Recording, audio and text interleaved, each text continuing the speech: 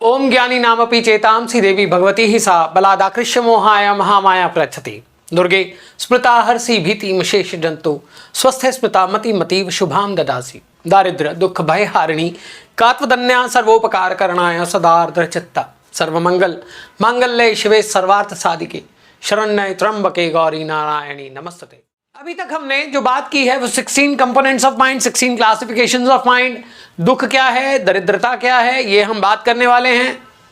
किस प्रकार से ज्ञानी जनों को भी भगवती जो हैं वो अपने वश में कर लेती हैं, ये सब बातें हमने की हैं। आज हम बात करेंगे दरिद्रता के बारे में। पिछली वीडियो में हमने बात की कि दारिद्र्य दुख भय हारिणी, इससे पीछे स्वस्थ स्मृता मति मतीव शुभाम ददासी। हर व्यक्ति का शुभ अपना अपना है, हर व्यक्ति का शुभ अपना है, हर व्यक्ति की इच्छाएं अपनी हैं। भावनात्मक तल पर तीन तरह से 3 लेयर्स हैं जो कि कही जाती हैं। पहली है क्या है, वो है इच्छा, कामना, फिर वासना। जो इच्छा है वो विश है, जो कामना है वो डिजायर है, और जो वासना है वो ऑब्सेशन है। सबसे पहली बात, ये पिछली वीडियोस में आप जरूर देखिए। आज हम दरिद्रता के बारे में बात करेंगे। दरिद्रता, दरिद्र कौन है, हमने पिछली वीडियो में बात की। श्री विद्या के बारे में भी बात की हमने पिछली वीडियो में बात की कि एक दुखी आदमी दुखी अट्रैक्ट करता है, एक उसी प्रकार का ऑरा उसका बनता है, उसी प्रकार की स्मृतियां हैं, उसी प्रकार की एनर्जीज उसके अंदर क्रिएट होती हैं, वैसे ही उसके अंदर रस क्रिएट होते हैं, वैसे ही उसके अंदर थॉट्स क्रिएट होते हैं, वैसी ही ऊर्जा से वो प्रभावित होता है और वैसी ही ऊर्जा वो फ्रीक्वेंसीज के रूप में छोड़ता है। Law of manifestation, law of attraction, secrets, ये सब बातें होती हैं, राइट। अब जो बात करने वाली है वो है कि दरिद्रता क्या है। क्या धन ना होना ही दरिद्रता है? अगर व्यक्ति के पास धन नहीं है तो क्या वो दरिद्र है? क्या व्यक्ति के पास अगर केवल नॉलेज है और धन नहीं है, क्या वो दरिद्र है? व्यक्ति के पास किस्मत है, किस्मत का धनी है, परंतु घर खुश नहीं है, घर में खुशहाली नहीं है, तो क्या वो दरिद्र नहीं है? आज हम एक और परिप्रेक्ष्य मैं आपके सामने रखूंगा, क्योंकि जब हम दुर्गा सप्तशती की बात करते हैं तो दुर्गा सप्तशती स्वयं में पूर्ण यूनिवर्स है। दुर्गा सप्तशती अपने आप में सब दुर्गा के रूपों, सब शक्ति के रूपों का एक समन्वय है। और ये दुर्गा सप्तश्लोकी क्यों कहा जाता है, क्यों इतने 24 पार्ट 26 पार्ट बना रहा हूं, ये दुर्गा सप्तश्लोकी माफ कीजिए, क्यों कहा जाता है कि अगर आप इसे पढ़ लेते हैं तो आपको संपूर्ण दुर्गा सप्तशती का फल मिलता है? कारण ही ये है क्योंकि एक एक श्लोक के अंदर जो शक्तियां हैं, जो अंदर निहित रहस्य हैं, अगर वो आप उन्हें जान जाएं तो आप संपूर्णता प्राप्त कर सकते हैं। या श्री स्वयं सुकृत नाम भविनेश्वर लक्ष्मी, आपको याद होगा पिछली वीडियोस में हमने बात की हुई है कि दरिद्र व्यक्ति के यहाँ आप किस तरह से रहती हो, कुलीन व्यक्ति के यहाँ कहाँ कैसे रहती हो, सज्जन व्यक्ति के यहाँ कैसे रहती हो। और फिर हमने जब कौन है माँ दुर्गा, हु इज माँ दुर्गा, ये सारी बातें की थी, तब हमने ये भी बात की थी कि हमारे अंदर का जो जाल भी है ना नसों का, वो भी उनके केश हैं, अग्नि रूप में वो हम में विराजमान रहती हैं। आज हम अष्टलक्ष्मी के बारे में बात करने लगे हैं। धन धन क्या केवल वो करेंसी है जो आप यूज करते हैं? क्या धन केवल आपका ज्ञान है जो आप अर्जित करते हैं? क्या धन केवल वो ही परिप्रेक्ष्य है जिसको आप धन को लेके चलते हैं, जो आज के टाइम में सबसे ज्यादा जिसकी दौड़ है? क्या प्रतिष्ठा, श्री धन ही है? क्या केवल धन ही श्री है? क्या लक्ष्मी, हम कहते हैं लक्ष्मी मां कृपा कर दे, ठीक, तो क्या लक्ष्मी का अर्थ केवल यही है कि वो धन देने वाली है, क्योंकि लक्ष्मी की पूजन सिर्फ इसीलिए हम करते हैं। Most of the people Lakshmi का जो पूजन है वो हम सिर्फ इसीलिए करते हैं क्योंकि हमें धन चाहिए। जब श्री सूक्त की बात करते हैं, कहते हैं कि शुक्रवार को श्री सूक्त का पाठ जरूर करना चाहिए और चंद्रवार को जरूर करना चाहिए। अब कई इसमें एक और बात मैं जोड़ना चाहता हूं कि कुछ लोग मानते हैं कि शुक्रवार जो है वो मां लक्ष्मी का दिन है, और शास्त्र ये भी कहते हैं कि चंद्रवार यानी सोमवार जो है वो भी मां लक्ष्मी का दिन है। ठीक, श्री सूक्तम को शुक्रवार चंद्रवार को पाठ करने को बोलते हैं। हम कहते हैं कि श्री सूक्तम का पाठ करने से अपार धन संपदा आती है। श्री स्वयं में अपने आप में मन है। कैसे है? जब हम स्मृतियों की बात करते हैं तो श्री अपने आप में मन है। चंद्र की 16 कलाएं हैं, उन 16 कलाओं में से एक श्री भी है, और इसी से बीज मंत्र श्रीम बना है। लक्ष्मी वह देवी, वह शक्ति जो आपको आपके लक्ष्य तक पहुंचाए। किस प्रकार से हमारे जीवन में कितने लक्ष्य होते हैं? 8 प्रकार की अष्टलक्ष्मी, यानी इनके लक्ष्मी के 8 रूप मुख्य रूप से माने गए हैं, और वो सब दरिद्रता और संपन्नता से संबंधित हैं। इनके जो 8 रूप हैं वो है आदि लक्ष्मी, धन लक्ष्मी, धान्य लक्ष्मी, गज लक्ष्मी, संतान लक्ष्मी, धैर्य लक्ष्मी, विजय लक्ष्मी और विद्या लक्ष्मी। जब हम दरिद्र व्यक्ति की बात करते हैं, जब हम ये बात करते हैं कि दरिद्रता क्या है, तो एक बहुत बड़े पर्सपेक्टिव से हमें इस चीज को समझना होगा, देखना होगा। क्यों देखना होगा, क्यों समझना होगा? क्योंकि यदि हम इस रहस्य को जानना चाहते हैं, दारिद्र दुख भय हारिणी, अच्छा हम मैनिफेस्टेशन कर रहे हैं, हम कह रहे हैं कि तुम दरिद्रता भी हरण करती हो भगवती, दुख भी हरण करती हो और भय का भी हरण करती हो। यहां दरिद्रता, दुख और भय ये भी 3 हैं। ठीक है, 3 ही स्टेट्स हैं ऑफ माइंड। भावनात्मक तल पर 3 ही जो स्टेट्स हैं, इनको समझना होगा हमें। सबसे पहली जो मां है वो है आदि लक्ष्मी।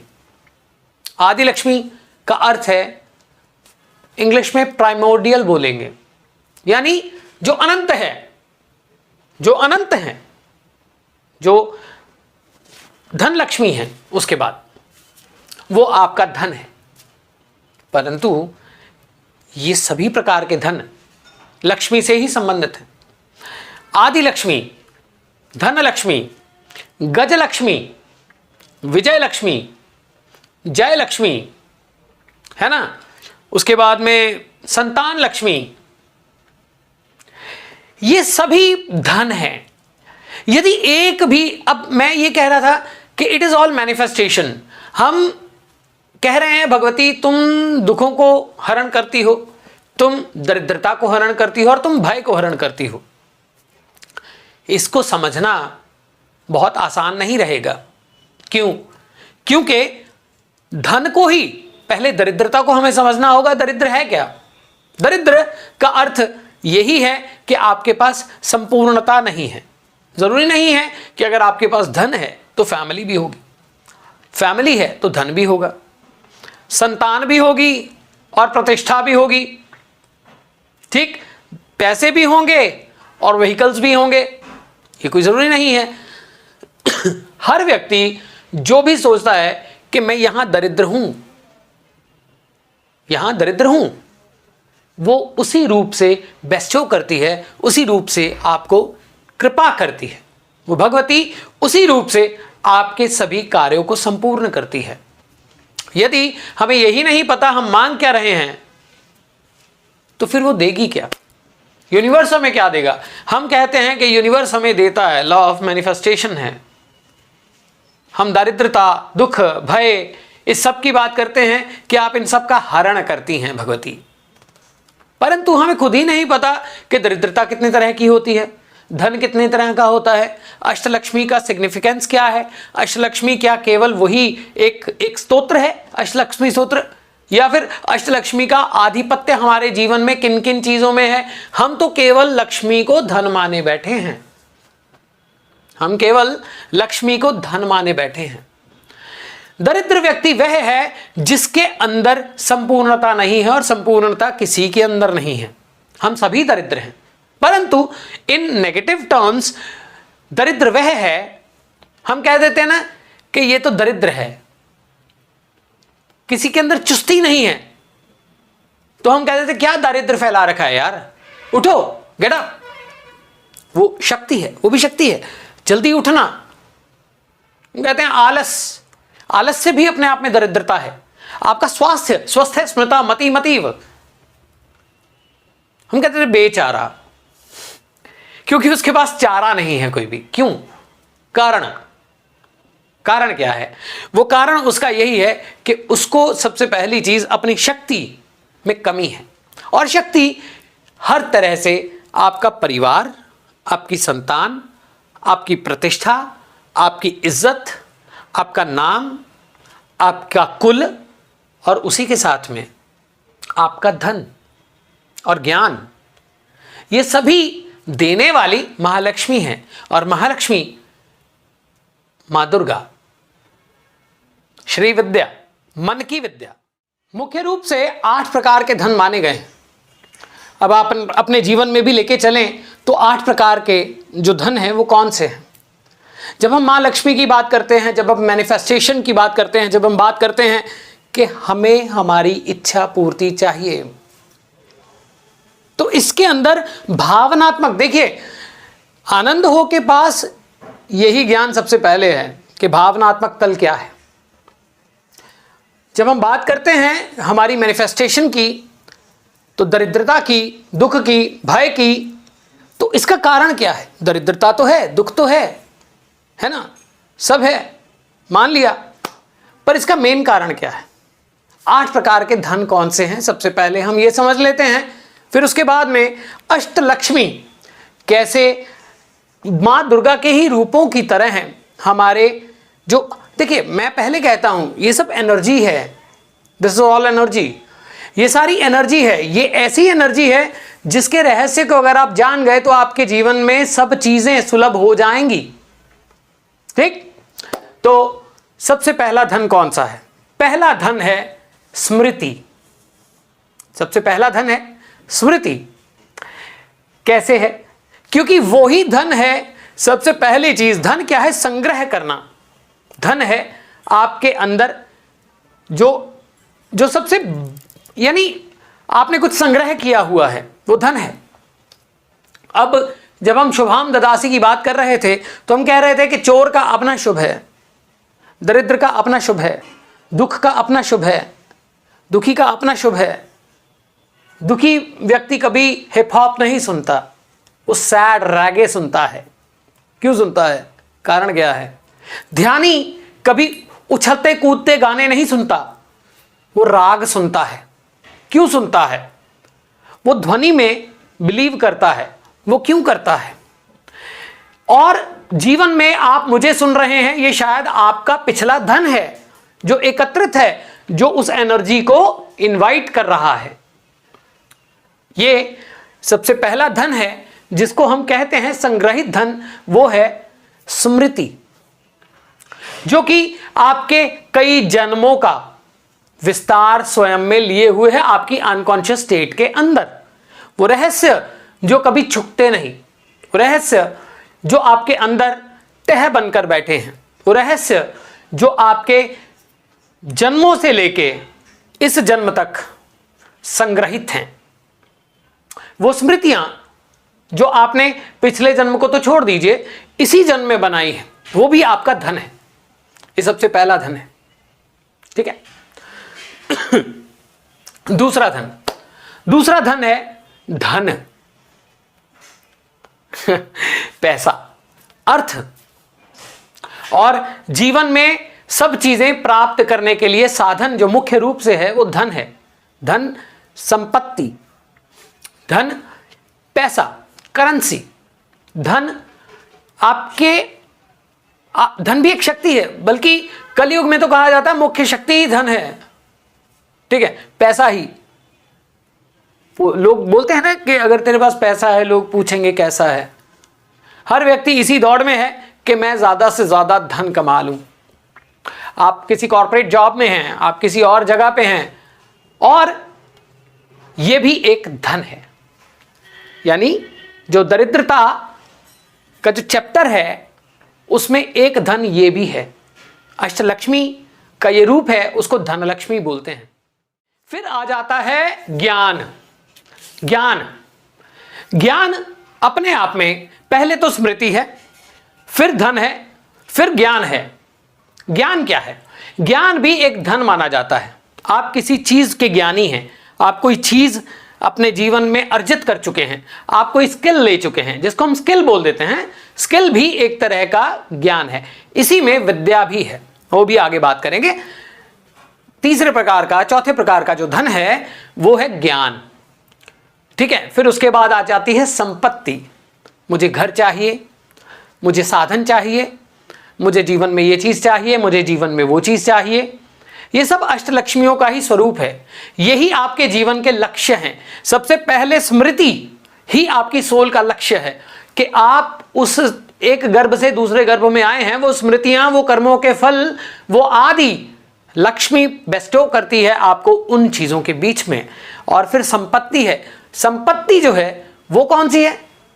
संपत्ति का अर्थ केवल मकान नहीं है, आपका परिवार भी आपकी संपत्ति है। आपके जीवन में जो भी आप प्राप्त करते हो, जो आप स्थायी करना चाहते हो, वो संपत्ति है। जो भी आप अर्जित करते हो वो संपत्ति है। यानी अगर आप ज्ञान भी अर्जित कर रहे हैं किसी स्किल के, कहते हैं ना, एक पराठे बनाने वाला भी जो कुक कर लेता है वो कभी भूखा नहीं मरता। वो कई बार आपने बुजुर्गों को भी सुना होगा कि मैं तो जाके ये भी कर लूंगा, तुम क्या करोगे? कि मैंने वो अर्जित किया है, वो ज्ञान है। ठीक है, अब इसमें तंत्र का ज्ञान, मंत्र का ज्ञान, ज्योतिष का ज्ञान, हाउ टू कुक, ये ज्ञान, कितने व्लॉगर्स हैं जो आज कौन कौन सा ज्ञान बांट रहे हैं, कितने पॉडकास्टर्स हैं जो ज्ञान बांट रहे हैं, कितना कुछ हो रहा है। ये सब ज्ञान ही तो अर्जित हो रहा है ना। इसी में नेगेटिव और पॉजिटिव साइड्स दोनों हैं। ये भी हम रहस्य की बात करेंगे जब श्री विद्या पे जाएंगे। दरिद्र और अदरिद्रता, संपन्नता, ये कैसे है? संपत्ति, यदि आपके अंदर वो दुखों का स्मृति बन के, धन बन के, वही आपकी संपत्ति बन जाती है। ये बहुत डीप बात है, फिर बात करेंगे इसके बारे में जब हम अलग अलग लक्ष्मी माँ के बारे में बात करेंगे, अष्टलक्ष्मियों के बारे में बात करेंगे, तब इसके बारे में भी बात की जाएगी। उसके बाद आ जाता है गजलक्ष्मी, यानी पशु। पशु भी आपकी संपत्ति हैं। अब ये कैसे, क्या है? अब टाइम्स चेंज हो रहे हैं।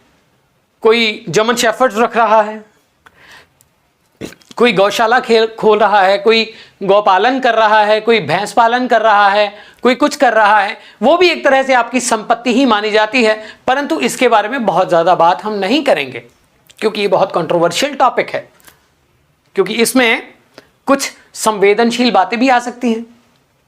बहुत सारे लोग जो हैं वो किसी जीव को प्रेम करते हैं, वो भी आपकी संपत्ति है। ठीक है, संपत्ति केवल जो है वो ये नहीं है कि आपने क्या अर्जित किया, आपके आसपास के लोगों ने भी क्या अर्जित किया। आप परिवार, त्वमेव संध्या सावित्री, संध्या का अर्थ परिवार भी होता है। उसके बाद में आ जाती हैं क्या? फूड एंड ग्रेन्स, यानी साईं इतना दीजिए जामे कुटुंब समाए। आप देखते थे ना गेट्स के बाहर स्टिकर्स लगे होते थे, मेरे बचपन में तो मैंने देखे हैं, अभी आजकल तो नहीं देखे हैं। एक बहुत फेमस कोट थी कि साईं इतना दीजिए जामे कुटुंब समाए, मैं भी भूखा ना रहूं साधु भी भूखा ना जाए। ठीक, तो इसका अर्थ क्या है? Food and grains, the wellness in the health. आप अच्छा खा रहे हैं, ठीक है, अच्छे ग्रेन्स आपके पास हैं, आप ड्राई फ्रूट्स खा रहे हैं, आप इसके साथ में आप संपत्ति, देखिए खुद के लिए तो सभी करते हैं, खुद के लिए तो आपके पास जो है वो कम है, ठीक है, परंतु यहां जब हम परिप्रेक्ष्य की बात करते हैं तो परिप्रेक्ष्य का अर्थ है कि आपने अपने आप को अर्जित करके सृष्टि को क्या दिया, क्योंकि लक्ष्मी मां के जो 8 रूप हैं वो भी तो आपको दे रहे हैं ना, आप सृष्टि को क्या दे रहे हो। तो इसका अर्थ है कि फूड एंड ग्रेन्स जो हैं वो भी एक धन माना जाता है। अगर आपके पास, यानी आपके पास बहुत पैसे हैं, बहुत पैसे हैं, बहुत पैसे कमा लिए आपने, और डॉक्टर बोल रहा है कि अब आप एक काम कीजिए कि मसाला तो आपको खाना ही नहीं है, पनीर जहर है आपके लिए, दूध बिल्कुल मत पीजिएगा, अरे अरे सुबह ये मत खाइएगा, 1 लीटर पानी पीजिएगा। स्वास्थ्य अलाउ नहीं कर रहा है आपको। आपके पास बहुत फूड है, बहुत फूड है, आपके पास इतना फूड है कि आप लंगर लगा सकते हो, परंतु आप खुद नहीं खा सकते हो। तो ये भी एक धन है जो आपके अंदर जाता है, जो आपको परिपूर्ण करता है। फिर जो नेक्स्ट धन है, धन की कैटेगरी है, वो माना जाता है साहस, हिम्मत, मेहनत, शक्ति, स्वास्थ्य। आपका शरीर एकदम कायम रहे, आप अपने आप में कायम रहें, आप अपने लक्ष्य को प्राप्त करने के लिए परस्पर अग्रसर रहें, आपकी नाभि ठीक रहे, आपका हृदय ठीक रहे, आपका वाणी ठीक रहे, आपकी बुद्धि ठीक रहे, आपका मन ठीक रहे। यही तो एक स्वास्थ्य है ना। स्वः अस्ति, स्वयं में स्थित हो जाएं। साहस आपके अंदर, जोश आपके अंदर, अपनी स्थिति को इंप्रूव करने का, यदि आपके लाइफ में कोई बुरी स्थिति आ भी गई है, कोई दरिद्रता आ भी गई है, तो वो भी पूर्ण उसको यानी आप विजय पा सकें, वही विजय लक्ष्मी है, वो साहस का ही रूप है। आप अपने सभी समस्याओं को आउटकम कर सकें, आप उन्हें जीत सकें, आप अपनी समस्याओं को जीत सकें, ये साहस है। ये भी एक धन माना जाता है और ये मुख्य धन है। यानी अगर ये बातें बोलने के लिए आप तक पहुंचना है तो शरीर कायम होना चाहिए, तभी बोलूंगा। और फिर वो उन सब चीजों को, या आपके पास इतनी पेशेंस हो कि आप सुन सकें, तो वो साहस है। अपने जीवन के सभी लक्ष्यों को प्राप्त करते हुए, ज्ञान को प्राप्त करते हुए, धन को प्राप्त करते हुए, धान्य को प्राप्त करते हुए, आप गज को प्राप्त करते हुए, प्रतिष्ठा को प्राप्त करते हुए, संपत्ति को प्राप्त करते हुए, मान इज्जत, इन सबको प्राप्त करते हुए सोसाइटी में एक अच्छे यानी एक सिंबल की तरह आप स्थापित हों, यही तो लक्ष्मी का स्वरूप है। फिर आ जाता है अष्ट लक्ष्मी में, यानी 8 प्रकार के धनों में फिर आ जाता है क्या? इच्छा पूर्ति, सफलता। यह साहस का ही अगला रूप है। यानी अगर आपने ज्ञान अर्जित कर लिया, आपने विद्या अर्जित कर ली, चलिए आपका स्वास्थ्य भी ठीक है, चलिए आपके पास संतान भी है, ठीक है, आपके पास धन भी है। इसमें अभी संतान लक्ष्मी की भी बात करूंगा मैं, क्योंकि संतान भी स्वयं में धन है। सबसे बड़ा धन हम कहते हैं कि कुल जो चलता है वो संतान से चलता है। कहते हैं ना, कहते हैं कि अगर पत्नी नहीं होगी तो आप मोक्ष प्राप्त नहीं होता, ऐसा कहते हैं ना। तो इसलिए संतान लक्ष्मी, फिर उसके बाद सफलता, करेज, अपनी करेज, आपका साहस, उस चीज को पूर्ण करने के लिए जो साहस चाहिए, वो ही साहस, वो विजय लक्ष्मी है। और सफलता देने वाली भी विजय लक्ष्मी है। वीर लक्ष्मी आपको साहस देती है, माफ कीजिए, और विजय लक्ष्मी आपको सफलता और कंप्लीशन देती है। यानी आपने कुछ चाहा कि मुझे दिवा स्वप्न नहीं देखना है, आपने सबसे पहले, अब इसको ऐसे समझ के चलिए, आपने कुछ प्लान करा, आपने सोचा यार ऐसा करते हैं, ये वाला बिजनेस स्टार्ट करते हैं। सबसे पहले वो बिजनेस स्टार्ट करने के पीछे आपकी स्मृति है। स्मृति कैसे है? वो व्यक्ति ने स्टार्ट किया था यार, उसके पास बहुत पैसे आ गए, ठीक है, या फिर मैंने ये चीज ज्ञान अर्जित किया है, या मैंने कुछ सोचा है या समझा है, वो स्मृति से ही आता है ना, बेस तो उसका स्मृति है। उसके बाद में आ जाता है ज्ञान। आपने ज्ञान अर्जित किया, विद्या, कौन कौन सी चीज, स्किल, कौन कौन सी चीज इसमें लगेगी, क्या क्या करना है, ठीक है। उसके बाद में क्या आ जाता है? संपत्ति। आप कोई ना कोई प्रेमिसेस खोलते हो, आप कोई ना कोई सेटअप तो करते हो ना। यानी अगर मेरे पास कोई सेटअप ना भी हो तो ये कैमरा तो है ना, ये संपत्ति है मेरी, ठीक है ना। उसके बाद आप साहस जुटाते हो कि आप चीज को पहुंचा सको, और फिर आती है कंप्लीशन, सफलता, ठीक, फिर आती है कंप्लीशन, सफलता, और ये सबसे बड़ा धन माना जाता है।